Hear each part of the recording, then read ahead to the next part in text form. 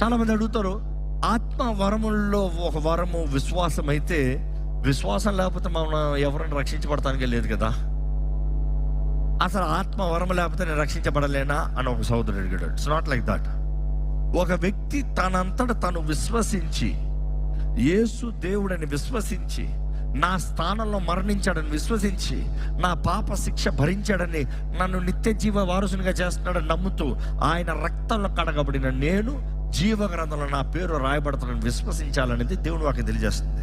అందుకని బైబిల్ చక్కగా చెప్తుంది, నమ్మి బాప్తిజం పొందు రక్షణ అనుగ్రహించబడుతుంది. నమ్మి అన్నమాట చూస్తే believe, believing is having faith, విశ్వాసం ఉంచి నమ్ముతున్నాం. సో ఈ విశ్వాసము వేరు, పరిశుద్ధాత్మ వరము ద్వారంగా అనుగ్రహించబడే విశ్వాసము వేరు.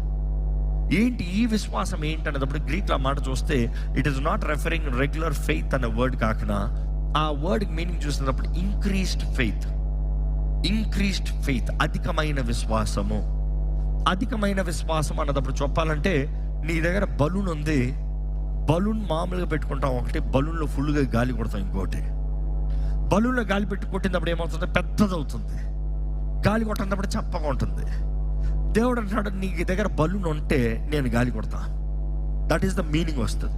నీకు కనీస విశ్వాసం ఉంటే దానిని నేను నా ఆత్మతో నింపి ఐ విల్ ఎన్లార్జ్ ఇట్. దాన్ని బట్టి నీవు విశ్వాసంతో సూరకార్యాలు చేస్తావు. పవర్ గిఫ్ట్స్లో మనం చూస్తూ సెకండ్ కేటగిరీలో ఫస్ట్ చూస్తావు ఫెయిత్. రెండోది ఏంటంటే గిఫ్ట్స్ ఆఫ్ హీలింగ్. ఏంటది చెప్పండి? Not gift of healing, gifts of healing. ఇంగ్లీష్లో చాలా క్లియర్గా ఉంది, gifts of healing, not gift.